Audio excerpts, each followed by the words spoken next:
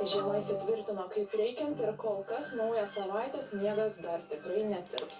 Jau sekmadienį ties Lietuvą susisuko aukšto slėgio sūkurys. Vėl susidarė puikios sąlygos veržtis labai šaltam orui. Po šalto pirmadienio, antradienio naktį taip pat temperatūra kris žemai. Iki 20-25, kai kur iki 28 laipsnių šalčio. Pietvakarinėje šalies pusėje vietomis numatomas švelnesnis 17-19 laipsnių šaltis, o saulėtą dieną bus 8-13 laipsnių šalčio. Visą parą sniego tikimybė maža. Trečiadienio naktį kai kur pasnyguriuos, šals iki 18-23, pietų Lietuvoje kai kur iki 14-17 laipsnių šalčio.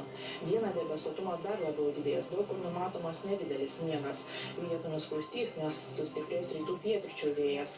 Aukščiausia temperatūra sieks 7-12 laipsnių šaltį. Ketvirtadienį pragiedrulių jau beveik nebus, didesnėje šalies dalyje pasnigs, bet daugiausia negausiai.